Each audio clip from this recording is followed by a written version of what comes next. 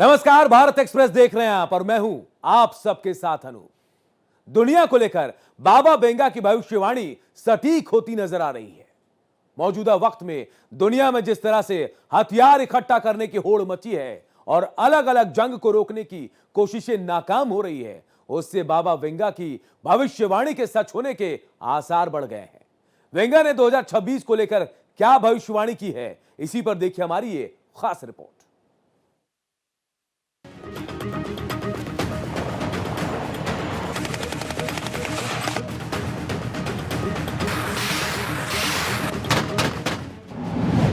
बाबा Venga की भविष्यवाणी।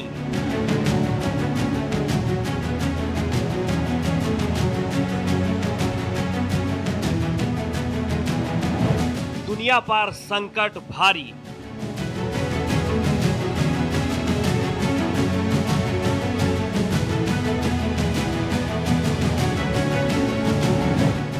Third world war की चेतावनी।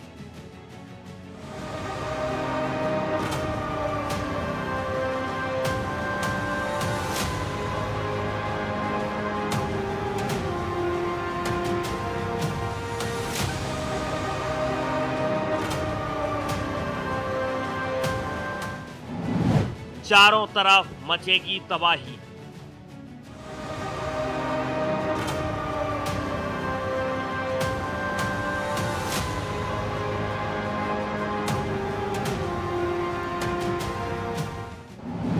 दुनिया पर मंडरा रहा खतरा।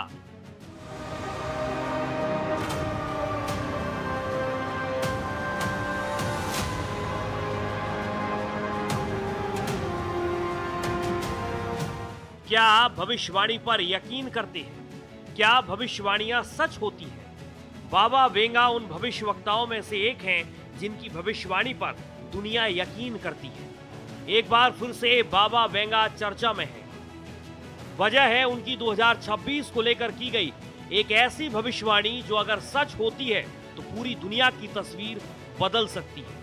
वेंगा की सबसे सनसनीखेज भविष्यवाणियों में से एक तीसरे विश्व युद्ध को लेकर है। उन्होंने अमेरिका के 9/11 हमलों और 2022 में ब्रिटेन में आने वाली विनाशकारी बाढ़ की भी सटीक भविष्यवाणी की थी। बाबा वेंगा की 2026 को लेकर की गई भविष्यवाणी डराने वाली है। उनके द्वारा की गई भविष्यवाणी के मुताबिक वैश्विक शक्तियों के बीच तनाव बढ़ेगा और चीन ताइवान पर कब्जा करने की कोशिश करेगा। रूस और अमेरिका के बीच सीधा टकराव होगा और थर्ड वर्ल्ड वॉर की शुरुआत भी होगी।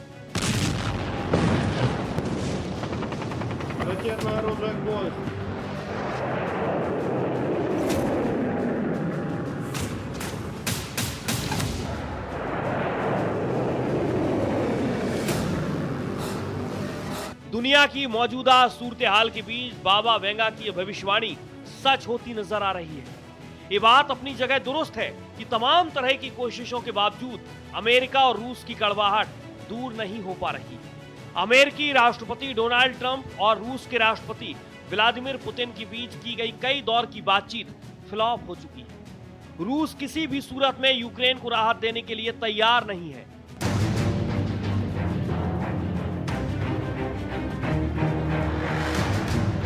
और ट्रंप हर हाल में इस जंग पर पूर्ण विराम लगाना चाहते हैं। ट्रंप लगातार पुतिन पर दबाव बनाने की कोशिश कर रहे हैं, लेकिन उनकी तमाम कोशिशें नाकाम साबित हो रही हैं। कुल मिलाकर अमेरिका और रूस के बीच की तनातनी चरम पर है। चीन की विस्तारवादी नीति जारी है।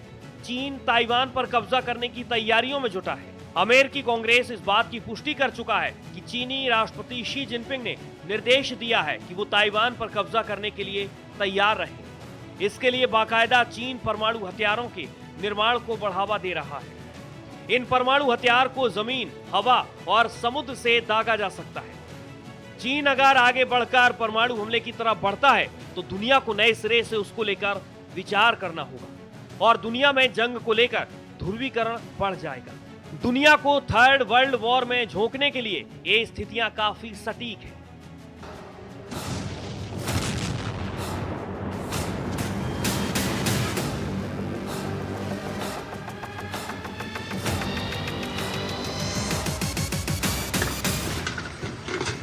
कौन थी बाबा वेंगा?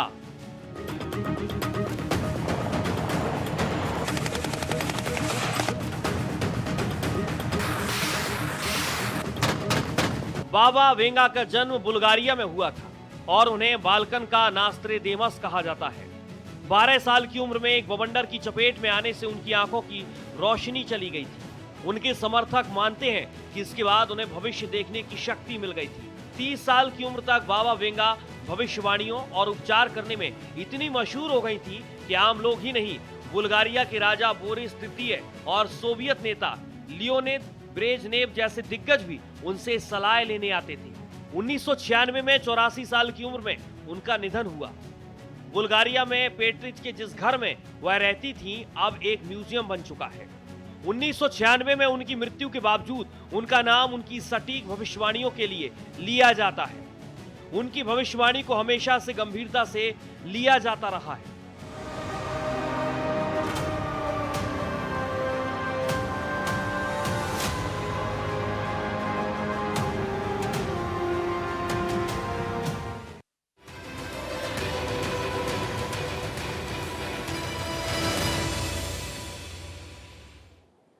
आप देख रहे हैं हमारा खास शो चीन मांगे मर्दों का खून। क्या एक देश की सुरक्षा इतनी जरूरी हो सकती है कि उसके हर नागरिक का खून मांगा जाए? जी हां, यह कोई फिल्मी कहानी नहीं है, बल्कि चीन की हकीकत है, जहां अब हर पुरुष से अनिवार्य रूप से खून का नमूना मांगा जा रहा है। चीन की पुलिस ने बाकायदा ऐलान किया है कि सभी पुरुषों का ब्लड सैंपल लिया जाएगा ताकि पब्लिक सेफ्टी यानी जन सुरक्षा को मजबूत किया जा सके। आइए आपको बताते हैं कि चीनी राष्ट्रपति शी जिनपिंग की आखिर प्लानिंग क्या है। क्या यह खून की राजनीति है या फिर भविष्य की एक खतरनाक झलक? इस खास रिपोर्ट में बताते हैं। चीन का ब्लड सर्विलांस प्लान। हर पुरुष की होगी जीन जांच।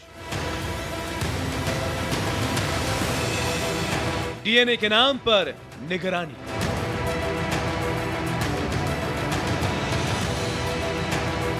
सुरक्षा या जासूसी।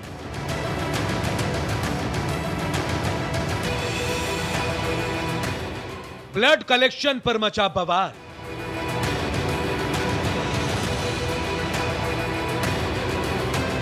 खून मांग रही सरकार।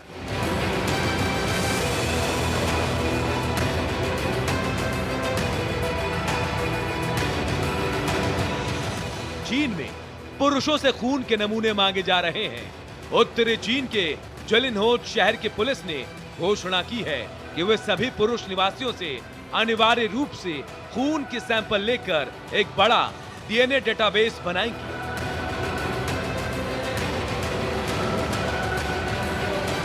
पुलिस के नोटिस में कहा गया है कि यह कदम सार्वजनिक सुरक्षा मजबूत करने और नागरिकों की जानकारी को बेहतर बनाने के लिए जरूरी है। मगर इस कदम ने चीन में कानून और प्राइवेसी पर बहस छेड़ दी है। आपको बता दें, जलिनहोट पुलिस की ओर से जारी नोटिस में कहा गया है कि सभी स्थानीय पुरुषों को अपना ब्लड सैंपल देना अनिवार्य होगा। यह डेटा राष्ट्रीय पहचान पत्र, पासपोर्ट और दूसरे दस्तावेजों से लिंक किया जाएगा। अधिकारियों का दावा है कि इस सिस्टम से लापता लोगों की तलाश, पहचान, सत्यापन और आपराधिक जांच में तेजी आ सकेगी।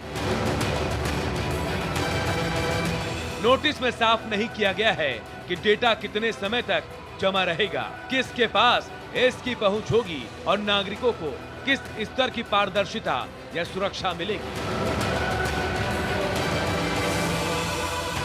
खून के नमूनों के नाम पर चीन क्या हासिल करना चाहता है? सुरक्षा या सत्ता का और भी सख्त नियंत्रण? हर पुरुष की जेनेटिक पहचान इकट्ठा करना क्या वाकई सिर्फ कानून व्यवस्था के लिए है या फिर ये निगरानी का एक नया और खतरनाक दौर है?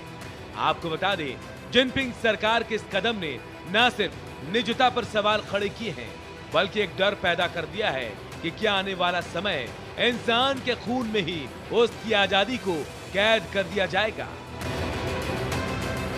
सवाल ये नहीं है कि ये डेटा किस लिए जुटाया जा रहा है, असली सवाल तो ये है कि इसका इस्तेमाल कब, कैसे और किसके खिलाफ किया जाएगा। आपको बता दें, चीन में बायोलॉजिकल डेटा जमा करने को लेकर पहले भी विवाद हो चुके हैं। साल 2006 में फॉक्सकॉन कंपनी के कर्मचारियों से अनिवार्य रूप से खून के नमूने लेने की खबरों ने अंतर्राष्ट्रीय स्तर पर विरोध झेला था। आज जब जीनोम सीक्वेंसिंग सस्ता और तेज हो गया है, तब स्थानीय प्रशासन के लिए बड़ी मात्रा में डीएनए डेटा इकट्ठा करना ही कहीं ज्यादा आसान हो गया है। इससे चीन की फोरेंसिक जेनेटिक्स, बायो इन्फॉर्मेटिक्स और तकनीकी निगरानी से जुड़ी कंपनियों को भी सीधा फायदा पहुंच सकता है।